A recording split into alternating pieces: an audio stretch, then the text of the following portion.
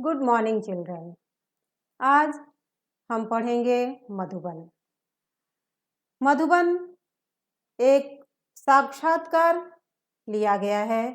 साहित्य की विधा में साक्षात्कार अपना एक स्थान रखता है। साक्षात्कार का मतलब है इंटरव्यू लेना किसी भी व्यक्ति से। उसी विधा को इसमें आगे बढ़ाया गया है। साक्षात्कार लिया गया है किसी प्रसिद्ध व्यक्ति के द्वारा किसी दूसरे प्रसिद्ध व्यक्ति का। इस विधा में जब हम किसी से उसका इंटरव्यू लेते हैं, साक्षात्कार लेते हैं, तो उसके जीवन, उसके बचपन, उसके कार्य क्षेत्र आदि से संबंधित प्रश्न पूछते हैं। इस पाठ में बहुत ही श्रेष्ठ डॉक्टर अनुराग वर्मा ने एक दूसरे श्रेष्ठ लेखक, कवि, साहित्यकार डॉक्टर राम कुमार वर्मा का इंटरव्यू लिया है। डॉक्टर राम कुमार वर्मा, उनके बचपन, उनकी स्वतंत्रता आंदोलन, उनका योगदान, उनकी शिक्षा, उनकी पढ़ाई, काव्य रचना की प्रेरणा, देश की राजनीति से संबंधित प्रश्नों को पूछा गया है। उनके बारे में इन प्रश्नों को लेकर जानकारी दी गई है। बात करें हम पाठ की मधुबन की। मधुबन घर को नाम दिया गया है जहां डॉक्टर राम कुमार वर्मा, जिनका की इंटरव्यू लिया गया है, वो रहते हैं। तो मधुबन उनके घर तक लेखक अनुराग वर्मा पहुंचने तक जो सोचते हैं, उसी बातों का जिक्र करके फिर उनका इंटरव्यू दिया गया है।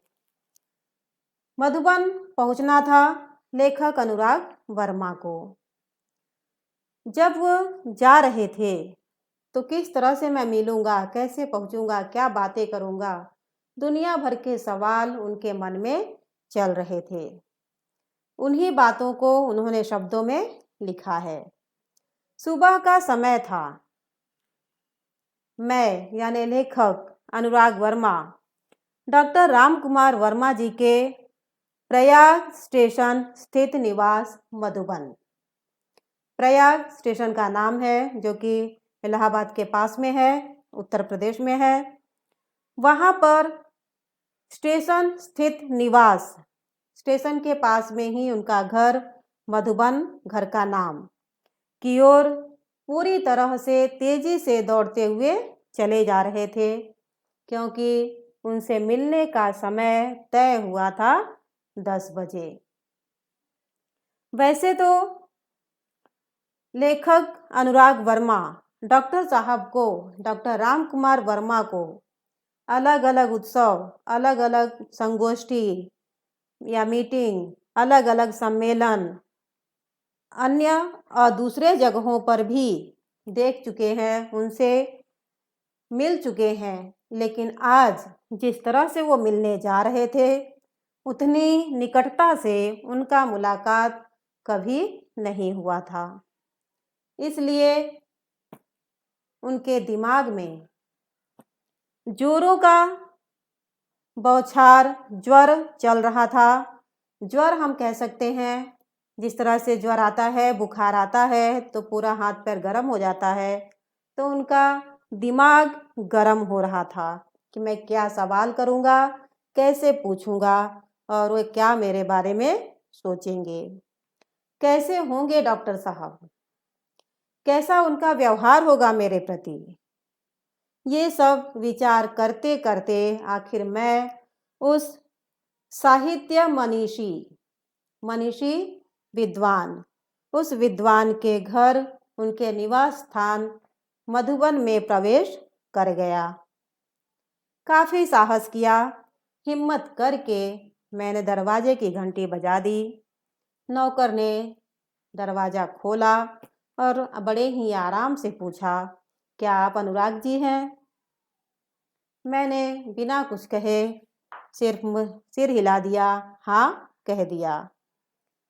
उसने यानी नौकर ने मुझे ड्राइंग रूम में बिठा दिया और कहते हुए चला गया, आप बैठिए, डॉक्टर साहब आ रहे हैं।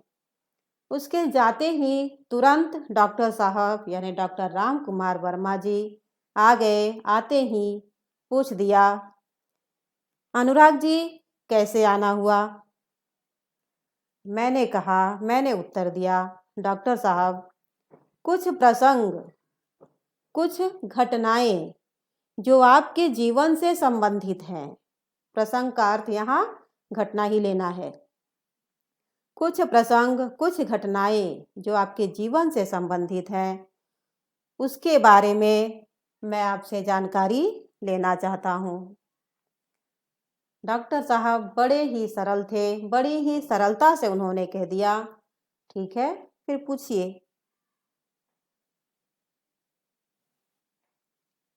फिर प्रश्न पूछने का सिलसिला लेखक अनुराग वर्मा जी ने डॉक्टर राम कुमार वर्मा से पूछना शुरू किया। पूछा उन्होंने, डॉक्टर साहब काव्य रचना की प्रेरणा आपको कहाँ से मिली और कैसे मिली?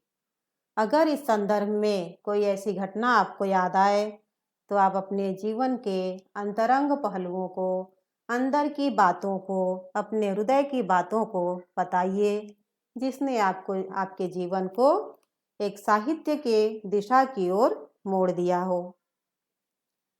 डॉक्टर राम कुमार वर्मा जी ने फिर उत्तर दिया, पहले तो मेरे जीवन में समाज की अंध व्यवस्था के प्रति ही बहुत बड़ा विद्रोह उदित हुआ, पैदा हो गया। सन 1921 में ही, जब मैं केवल 15.5 साल का था, 15.5 साल का यानी 9वीं या 10वीं में पढ़ रहे थे, तब गांधी जी के असहयोग आंदोलन में, गांधी जी के नॉन कोऑपरेशन मूवमेंट में उन्होंने भाग लिया। पारिवारिक सामाजिक व्यवधानों के बाद भी परिवार से लड़ाई की, परिवार से संघर्ष किया, समाज से संघर्ष किया, व्यवधान रुकावटों को दूर करते हुए उन्होंने असहयोग आंदोलन में पार्टिसिपेट कर लिया। उस समय स्कूल छोड़ने की बात तो सोची भी नहीं जा सकती थी। अगर कोई सोचता भी है तो सचमुच में मूर्ख है। मगर मध्य प्रदेश के अंतर्गत ही एक जगह का नाम है नरसिंहपुर।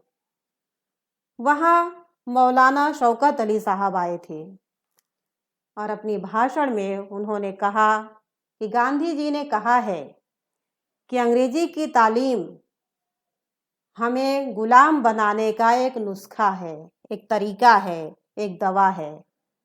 और फिर उसके बाद तत्पश्चात तेज आवाज करते हुए मौलाना शौकत अली साहब ने कहा कि है कोई माई का लाल जो ये कह दे कि मैं कल से स्कूल में नहीं जाऊंगा, अंग्रेजी माध्यम का जो स्कूल है उसमें नहीं जाऊंगा। और फिर मैंने अपनी माँ के आगे बड़ी ही श्रद्धा से जा करके स्कूल न जाने की घोषणा कर दी। सभी लोग सकते में आ गए कि अब क्या होगा, ये क्या कर रहा है बच्चा। बात भी बड़ी अजीब थी कि कोई बच्चा स्कूल जाने से मना कर दे, और उसमें भी एक डिप्टी कलेक्टर का बच्चा, डिप्टी कलेक्टर, जिले का कलेक्टर का बच्चा स्कूल जाने से मना कर दे।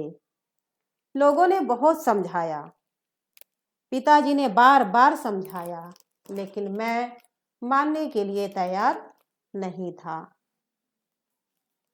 पिताजी ने नौकरी की बात कही कि मेरी नौकरी चली जाएगी, मेरा घर से निकलना दूभर हो जाएगा, लेकिन मैं घर से ही निकल पड़ा क्योंकि मुझे तो गांधी जी का आदेश मानना था, मुझे गांधी जी के राहों पर चलना था। इस प्रकार सबसे पहले सर्वप्रथम मैंने सत्यता के लिए, सत्य के लिए और देश के लिए पहली बार विद्रोह किया, वो भी अपने घर वालों से।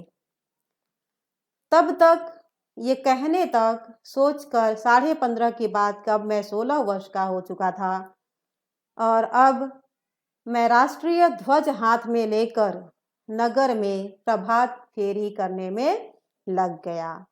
प्रभात फेरी किसे कहते हैं?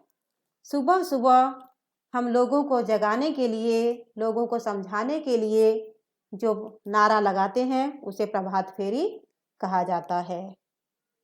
ये बात भी सन 1921 की है, जब मैं प्रभात फेरी करने लगा था, जब मैंने अपने हाथ में राष्ट्रीय ध्वज ले लिया था। और इसी समय 1921 में ही मैंने देश प्रेम पर एक कविता भी लिख डाली और यही समय मेरी कविता का मंगलाचरण कहा जा सकता है या फिर शुभ शुरुआत थी।